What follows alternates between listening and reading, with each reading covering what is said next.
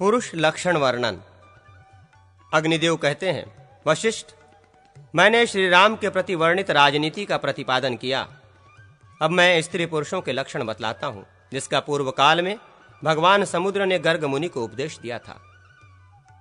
समुद्र ने कहा, उत्तम व्रत का आचरण करने वाले गर्ग, मैं स्त्री पुरुषों के लक्षण एवं उनके शुभाशुभ फल का वर्णन करता हूं। एकाधिक, द्विशुक्ल, त्रिगंभीर, त्रित्रिक, त्रिप्रलंब, त्रिकव्यापी, त्रिकलयुक्त, त्रिविनित, त्रिकालज्ञ एवं त्रिविपुल पुरुष शुभ लक्षणों से समन्वित माना जाता है।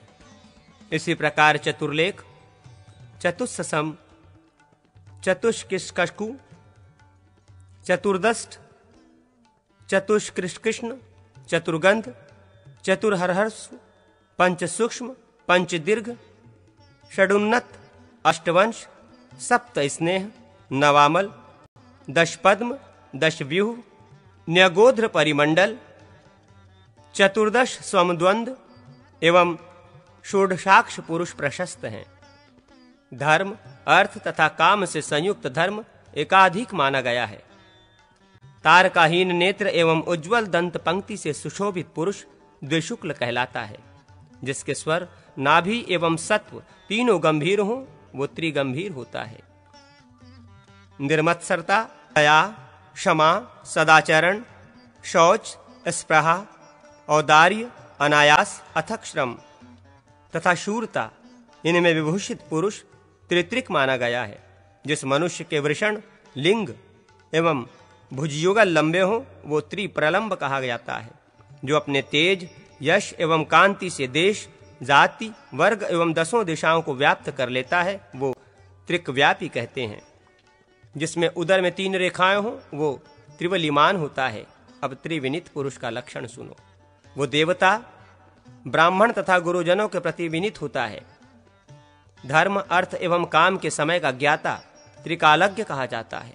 जिसका वक्ष स्थल, ललाट एवं मुख विस्तार युक्त हो, वो त्रिविपुल तथा जिसके हस्त युगल एवं चरण युगल ध्वज चत्रादि से चिन्हित हो, वो पुरुष चतुर्लेख होता है।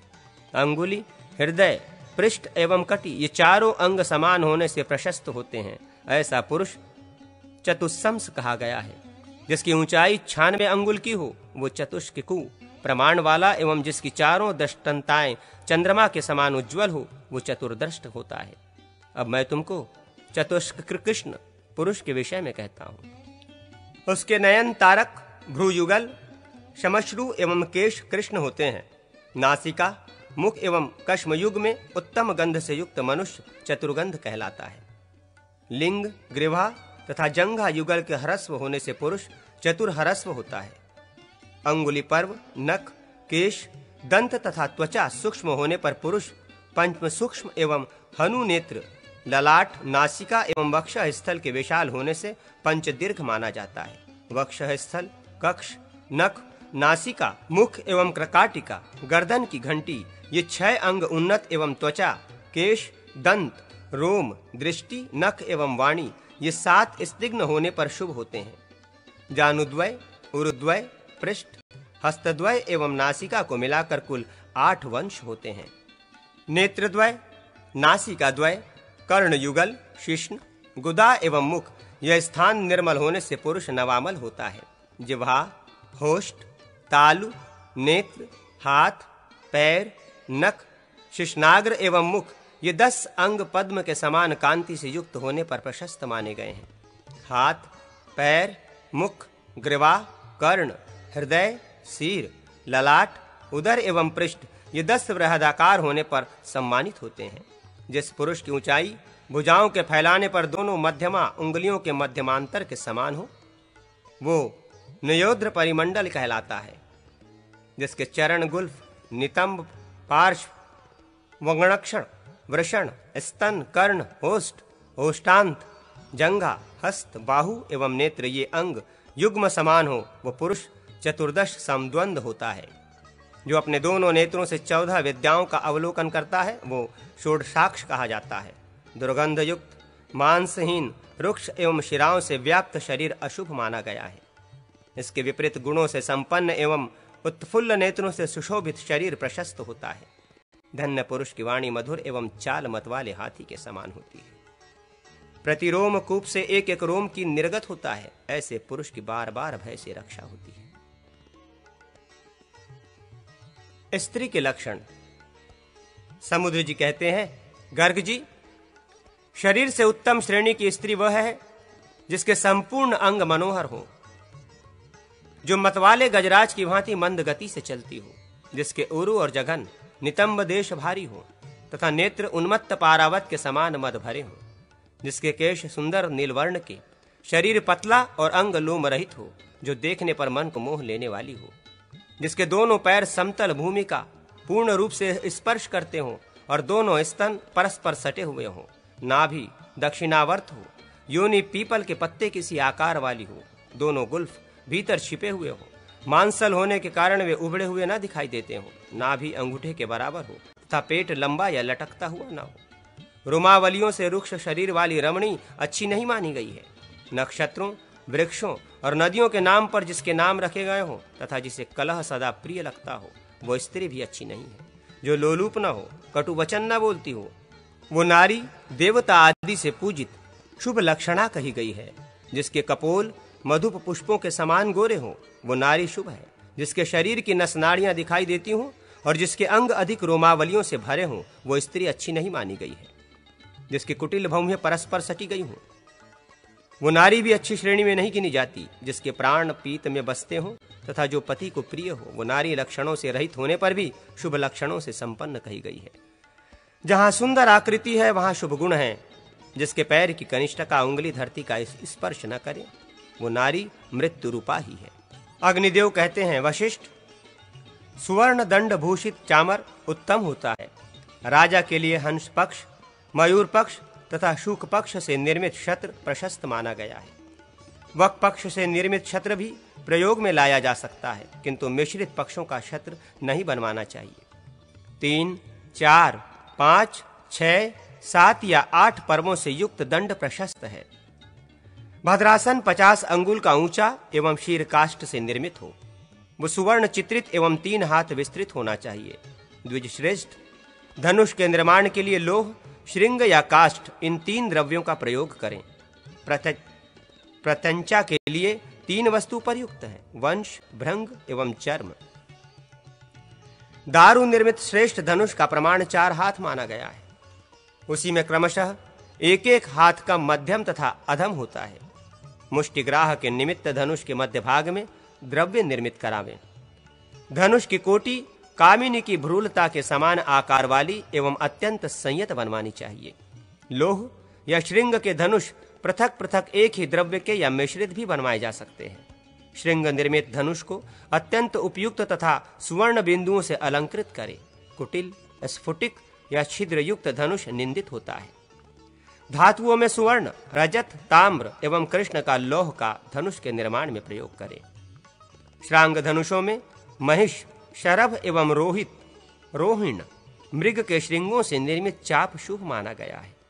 चंदन, वेतस, साल, धौ तथा अर्जुन वृक्ष के काष्ठ से बना हुआ दारुमय शरासन उत्तम होता है। इनमें भी शरद ऋतु में काट कर लिए गए पके बांसों से निर्मित धनुष सर्वोत्तम माना जाता है। धनुष एवं खड्ग की त्रिलोक के मोहन मंत्रों से पूजा करें। लोहे, बांस, सरकंडे अथवा उससे भिन्न किसी और वस्तु के बने हुए बाण सीधे, स्वर्णाभ, स्नायुश्लिष्ट, सुवर्ण पंख भूषित, तैलद्योत, सुनहले एवं उत्तम पंचयुक्त होने चाहिए। राजा यात्रा एवं अभिषेक में धनुष, बाण आदि अस्त्रों तथा पताका, अस्त्र संग्रह एवं दैवज्ञ का भी पूजन करें। एक समय भगवान ब्रह्मा ने सिमेरु पर्वत के शिखर पर आकाश गंगा के किनारे एक यज्ञ किया था। उन्होंने उस यज्ञ में उपस्थित हुए लोह दैत्य को देखा। उसे देखकर वे इस चिंता में डूब गए कि ये मेरे यज्ञ में विघ्न रूप न हो जाए। उनके चिंतन करते ही अग्नि से एक महाबलवान पुरुष प्रकट हुआ और उसने भगवान ब्रह्मा की वंदना की। तदनंतर देवताओं ने प्रसन्न होकर उसका अभिनंदन किया। इस अभिनंदन के कारण ही वो नंदक कहलाया और खड्ग रूप हो गया। देवताओं के अनुरोध करने पर भगवान श्री हरि ने उस नंदक खड्ग को निजी आयुध के रूप में ग्रहण किया। उस देवादिदेव ने उस खड्ग को उसके गले में हाथ डालकर पकड़ा, इससे वो खड्ग म्यान के बाहर हो गया। उस खड्ग की कांति नीली थी, उसकी मुष्टि रत्नमयी थी। तदनंतर वो बढ़कर 100 हाथ का हो गया। लौह दैत्य ने गदा के प्रहार से देवताओं को युद्ध भूमि से भगाना आरंभ किया। भगवान विष्णु ने उस लोह दैत्य के सारे अंग उक्त खड्ग से काट डाले। नंदक के स्पर्श मात्र से छिन्न भिन्न होकर उस दैत्य के सारे लोहमय अंग भूतल पर गिर पड़े। इस प्रकार लोहासुर का वध करके भगवान श्री हरि ने उसे वर दिया कि तुम्हारा पवित्र अंग लोह भूतल पर आयुध के निर्माण के काम आएगा। फिर श्री विष्णु के कृपा प्रसाद से ब्रह्मा जी भी ने उस सर्व समर्थ श्री हरि का यज्ञ के द्वारा निर्विघ्न पूजन किया। अब मैं खड्ग के लक्षण बतलाता हूं। कटिखट्टर देश में निर्मित खड्ग दर्शनीय माने गए हैं। ऋषिक देश के खड्ग शरीर को चीर डालने वाले होते हैं तथा शूरपारक देशीय खड्ग अत्यंत दृढ़ होते हैं। बंग देश के खड्ग तीखे एवं आघात को सहन करने वाले तथा अंग देशीय खड्ग तीक्ष्ण कहे जाते हैं। 50 अंगुल का खड्ग श्रेष्ठ माना गया है। इससे अर्ध परिमाण का मध्यम होता है, इससे हीन परिमाण का खड्ग धारण न करें। द्विजोत्तम, जिस खड्ग का शब्द दीर्घ एवं किंकिणी की ध्वनि के समान होता है, उसको धारण करना श्रेष्ठ कहा गया है। जिसका खड्ग का अग्रभाग पद्मपत्र, मंडल या करवीर पत्र के समान हो तथा जो धृतगंध से युक्त एवं आकाश की सी कांति वाला हो, वो प्रशस्त होता है। खड्ग में समांगल पर स्थित लिंग के समान वर्ण चिन्ह प्रशंसित हैं। यदि वे काक या उलुक के समान वर्ण या प्रभा से युक्त एवं विषम हो तो मंगलजनक नहीं माने जाते। खड्ग में अपना मुख न देखें, जूठे हाथों से उसका स्पर्श न करें, खड्ग की जाति एवं मूल्य भी किसी को न बतलाएं तथा रात्रि के समय उसको सिरहाने रख कर न सोवें। रत्न परीक्षण। अग्निदेव कहते हैं, द्विजश्रेष्ठ वशिष्ठ, अब मैं रत्नों के लक्षणों का वर्णन करता हूं। राजाओं को ये रत्न धारण करने चाहिए: वज्र, हीरा, मरकत, पद्मराग, मुक्ता, महानील, इंद्रनील, वैदूर्य, गंधरस्य, चंद्रकांत, सूर्यकांत, स्फटिक, पूलक, करकैतन, पुष्पराग, ज्योतिरस, राजपट, राजमय, शुभ सौंधिक, गंज, शंख, ब्रह्ममय, गोमेद, रुद्रिकाक्ष, भल्लातक, धूली, मरकत, तुष्यक, शीस, पीलू, प्रवाल, गिरिव्रज्र, भुजंगमणि, वज्रमणि, टिटिभ, भ्रामर और उत्पल। एवं विजय की प्राप्ति के लिए पूर्वोक्त रत्नों को सुवर्ण मंडित करा के धारण करना चाहिए। जो अंतर्भाग में प्रभायुक्त, निर्मल एवं सुसंस्थान हो, उन रत्नों को ही धारण करना चाहिए। प्रभाहीन, मलिन, खंडित और किरकिरी से युक्त रत्नों को धारण न करें। सभी रत्नों में हीरा धारण करना श्रेष्ठ है। जो हीरा जल में तैर सके, अमेध हो, षटकोण हो, इंद्रधनुष के समान निर्मल प्रभा से युक्त हो, हल्का तथा सूर्य के समान तेजस्वी हो अथवा तोते के पंखों के समान वर्ण वाला हो, स्निग्ध, कांतिमान तथा विभक्त हो, वह शुभ माना गया है। मरकतमणि सुवर्ण चूर्ण के समान सूक्ष्म बिंदुओं से विभूषित होने पर श्रेष्ठ बतलाई गई है। स्फटिक और पद्मराग अरुणामिया से युक्त और अत्यंत निर्मल होने पर भी उत्तम कहे जाते हैं।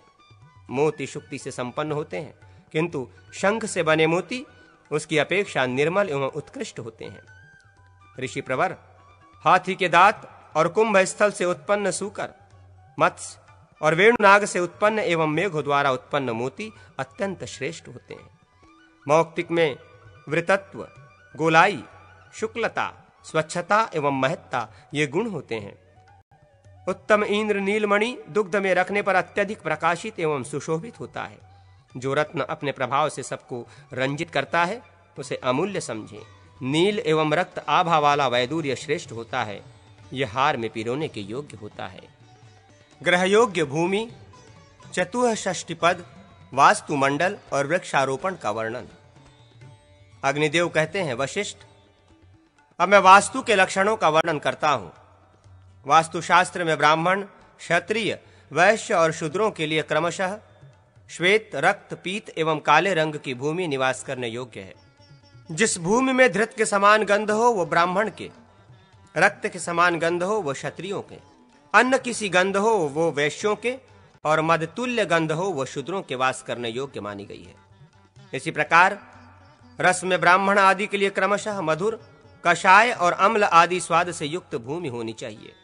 चारों वर्णों को क्रमशः कुश, सरपत, कास तथा दुर्वा से संयुक्त भूमि में घर बनाना चाहिए। पहले ब्राह्मणों का पूजन करके शैल्य रहित भूमि में खात कुंड बनावे। फिर 64 पदों से समन्वित वास्तुमंडल का निर्माण करें। उसके मध्य भाग में 4 पदों में ब्रह्मा की स्थापना करें। उन चारों पदों के पूर्व में गृहस्वामी अयरमा बतलाए गए हैं। दक्षिण में विवस्वान, पश्चिम में मित्र और उत्तर दिशा में महीधर को अंकित करें। ईशान कोण में आप तथा आप वत्स को, अग्निकोण में सावित्र एवं सविता को, पश्चिम के समीपवर्ती नैऋत्य कोण में जय और इंद्र को, और वायव्य कोण में रुद्र और व्याधि को लिखें। पूर्व आदि दिशाओं में कोणवर्ती देवताओं से पृथक निम्नांकित देवताओं का लेखन करें। पूर्व में महेंद्र, रवि, सत्य तथा भृष आदि को, दक्षिण में ग्रहक्षत, यम, भृंग तथा गंधर्व आदि को, पश्चिम में पुष्पदंत, असुर, वरुण और पाप यक्षमा आदि को, उत्तर दिशा में भल्लाट, सोम, अदिति एवं धनत को तथा ईशान कोण में नाग और करग्रह को अंकित करें। प्रत्येक दिशा के 8 देवता माने गए हैं। उनमें प्रथम और अंतिम देवता वास्तुमंडल के गृहस्वामी कहे गए हैं। पूर्व दिशा के प्रथम देवता पर्जन्य हैं। दूसरे करग्रह जयंत, महेंद्र, रवि, सत्य, भ्रेष, गगन तथा पवन है। कुछ लोग आग्नेय कोण में गगन एवं पवन के स्थान पर अंतरिक्ष एवं अग्नि को मानते हैं। नैऋत्य कोण में मृग और सुग्रीव इन दोनों देवताओं को, वायव्य कोण में रोग एवं मुख्य को, दक्षिण में पूषा, वितत, ग्रक्षत, यम, भृंग, गंधर्व, मृग एवं पितर को स्थापित करें। वास्तुमंडल के पश्चिम भाग में दावारिक, सुग्रीव, पुष्पदंत, असुर, वरुण, पाप यक्षमा और शेष स्थित हैं। उत्तर दिशा में नागराज, मुख्य, भल्लाट, सोम, अदिति, कुबेर, नाग और अग्नि, करग्रह सुशोभित होते हैं। पूर्व दिशा में सूर्य और इंद्र श्रेष्ठ हैं। दक्षिण दिशा में ग्रहक्षत पुण्यमय हैं। पश्चिम दिशा में सुग्रीव, उत्तम और उत्तराद्वार पर पुष्पदंत कल्याणप्रद है। भल्लाट को ही पुष्पदंत कहा गया है। इन वास्तु देवताओं का मंत्रों से पूजन करके आधारशिला का न्यास करें। तदनंतर निम्नांकित मंत्रों से नंदा आदि देवियों का पूजन करें। वशिष्ठ नंदिनी नंदे, मुझे धन एवं पुत्र पौत्रों से संयुक्त करके आनंदित करो। भार्गव पुत्री जय, आपके प्रजाभूत हम लोगों को विजय प्रदान करो। अंगरी रसनये पूर्णे, मेरी कामनाओं को पूर्ण करो। काश्यप पद्मताजे भद्रे, मुझे कल्याणमयी बुद्धि दो। वशिष्ठ पुत्री नंदे, सब प्रकार के बीजों से युक्त एवं संपूर्ण रत्नों से संपन्न इस मनोरम नंदन वन में विहार करो।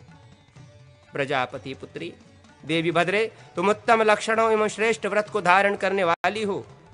कश्यप नंदिनी, इस भूमय चतुष्कोण भवन में निवास करो। भार्गवत नयन देवी, तुम संपूर्ण विश्व को ऐश्वर्य प्रदान करने वाली हो। श्रेष्ठ आचार्यों द्वारा पूजित एवं गंध और मालाओं से अलंकृत मेरे ग्रह में निवास करो। अंगिरा ऋषि की पुत्री पूर्णे, तुम भी संपूर्ण अंगों से युक्त एवं क्षतिरहित मेरे घर में रमण करो। इष्ट के, मैं ग्रह प्रतिष्ठा करा रहा हूं, तुम मुझे अभिलक्षित भोग प्रदान करो। देश स्वामी, नगर स्वामी तथा ग्रह स्वामी के संचय में मनुष्य, धन, हाथी, घोड़े और पशुओं की वृद्धि करो।